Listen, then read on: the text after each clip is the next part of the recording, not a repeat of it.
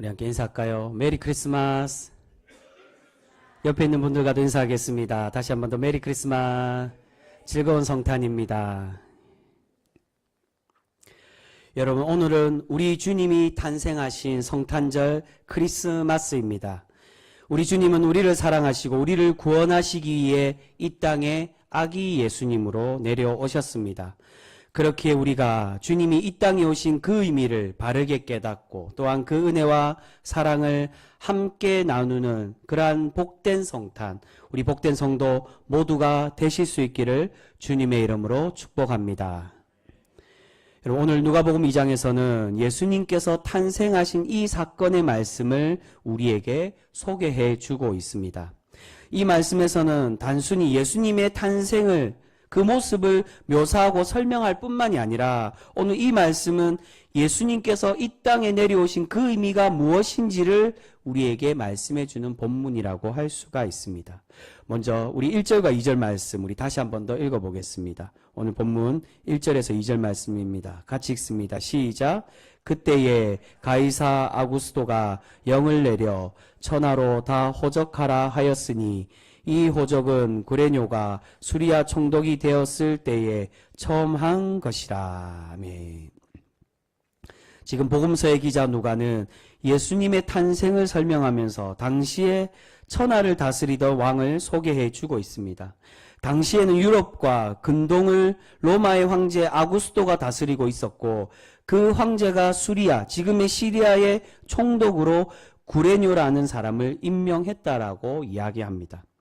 지금 누가가 이들을 소개하는 이유는 바로 예수님의 탄생이 단순히 전설이거나 소설의 이야기가 아니라 역사적으로 일어났던 실제의 사건임을 우리에게 말씀해 주고 있는 것입니다. 그렇기에 예수님께 집중하고 그 구원의 소식, 그 탄생의 소식을 우리가 들어 고백하며 믿으라는 것입니다. 그런데 이때 이 세상의 권력자들이 호구조사를 위하여서 자신의 고향으로 가서 호적을 등록하라고 로마 황제가 명령을 내렸습니다.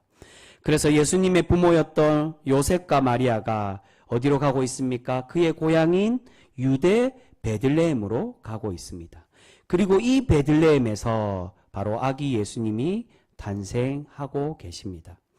예수님께서 베들레헴에 탄생하신 것은 우리 오늘 교동문에도 함께 나누었던 것처럼 미가서 5장의 예언의 말씀의 성취의 의미라는 것입니다. 베들레헴 그 작은 곳에 하나님의 구원자가 나심을 이야기하는 것입니다. 그러니까 지금 표면적으로는 세상의 권력자의 명령으로, 그 로마 황제 아구스도의 호구 명령으로 예수님의 부모가 고향으로 가서 호적을 등록하고 예수님을 그것에 우연찮게 낳은 것으로 이야기하지만, 그러나 이 모든 것이 그들의 단순한 명령이 아니라 누구의 섭리라는 것입니까? 바로 이 모든 것의 주인 되시는 하나님의 계획과 섭리 아래 있다는 것입니다. 표면적으로는 그 권력자들이 명령해서 예수님이 베들레헴에 난 것 같지만 미가 선지자는 예수님이 탄생하기 800년 전에 있었던 선지자입니다. 그 수백 년 전에 이미 하나님이 예수님이 이 베들레헴에 나실 것을 예언해 주셨다는 겁니다. 비록 세상의 권력자들은 하나님을 알지 못하고 하나님을 믿지 않을지라도 만물의 주인 되신 하나님께서 이들 모두를, 이들 또한 다스리시고 그리고 사용하고 계심을 우리에게 보여주고 있습니다. 그런데 여러분, 예수님께서 탄생하실 때 하늘에서 천사가 내려와서 예수님의 탄생의 소식을 알려주고 있습니다.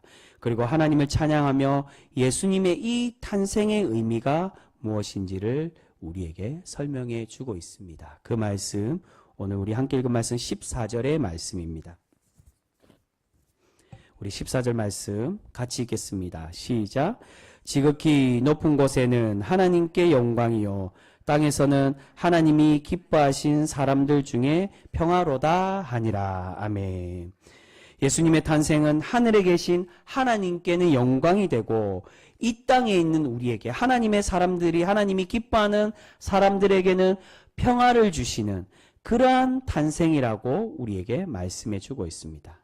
근데 여러분, 지금 예수님이 탄생하시는 이 모습을 곰곰이 한번 생각해 보시기 바랍니다.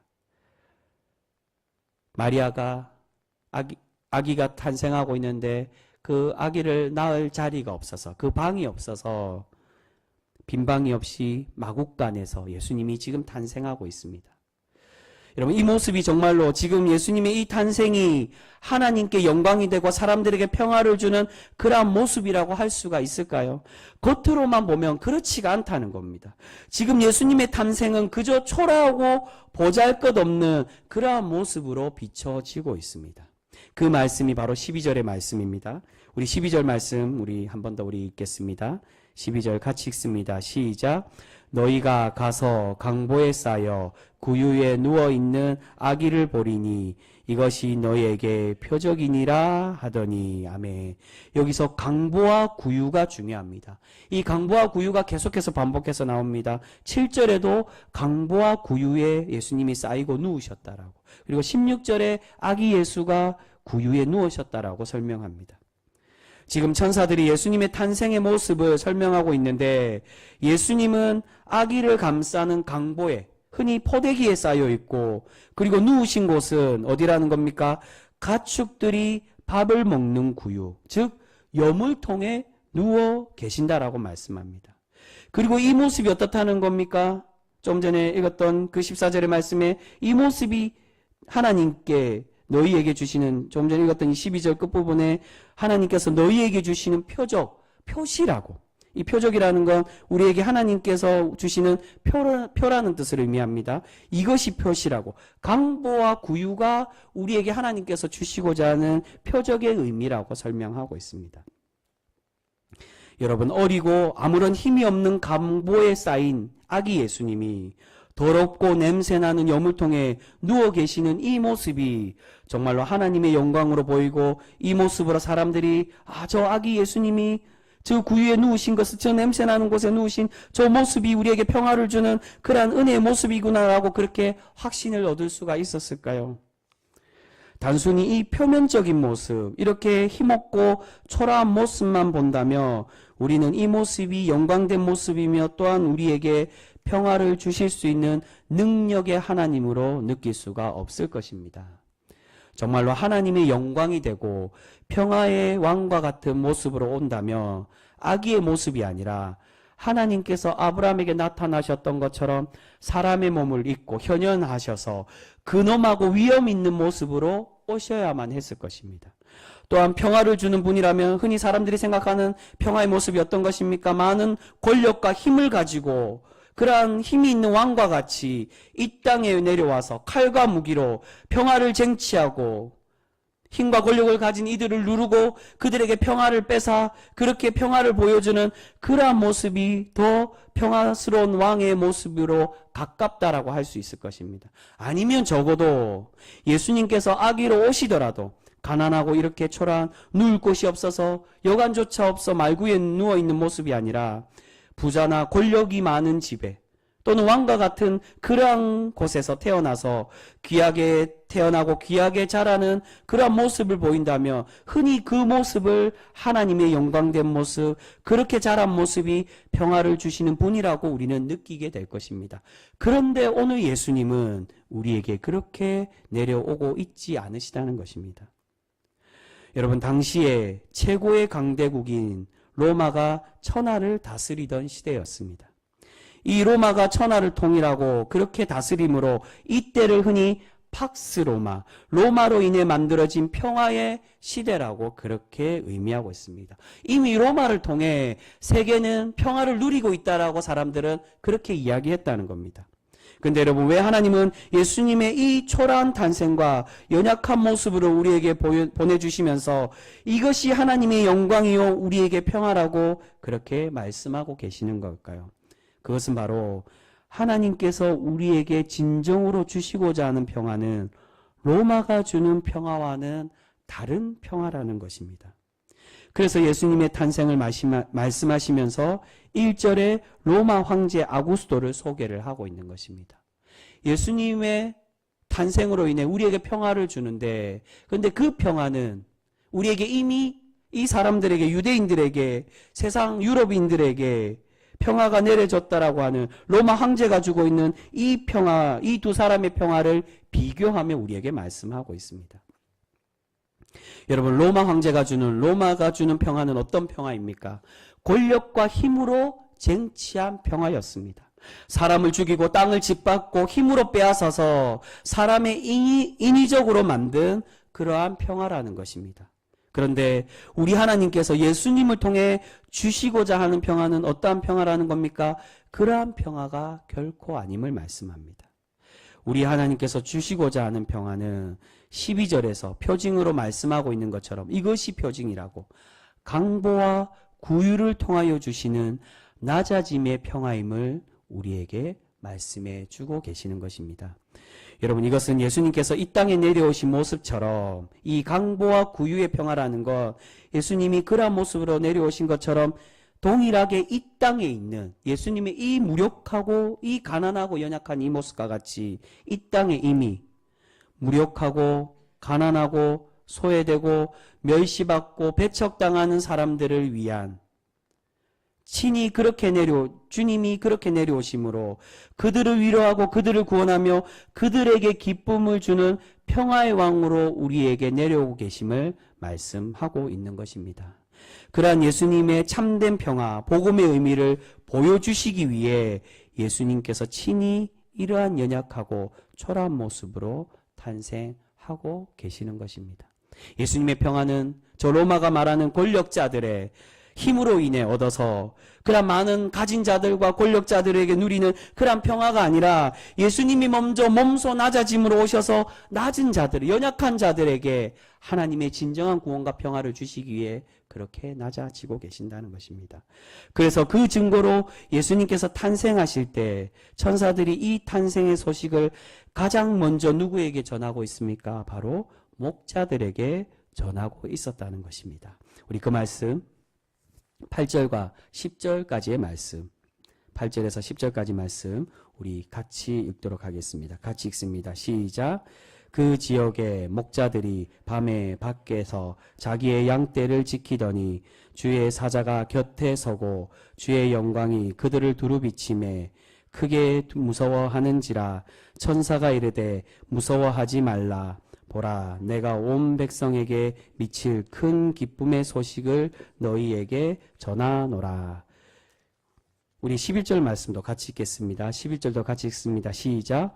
오늘 다윗의 동네에 너희를 위하여 구주가 나셨으니 곧 그리스도 주시니라. 아멘.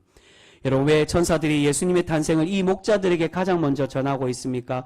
이 소식을 전하는데 그 구세주 메시아 그리스도가 나셨다라고 소식을 전합니다. 왜 가장 먼저 이 목자들에게 전했을까요? 그것은 이 목자들은 당시에 가장 천대받고 가장 소외받았던 사람들의 대표적인 존재였기 때문이라는 겁니다. 여러분, 당시의 사람들은 가축을 치며 떠돌아다니는 목자들을 하찮게 여겼습니다.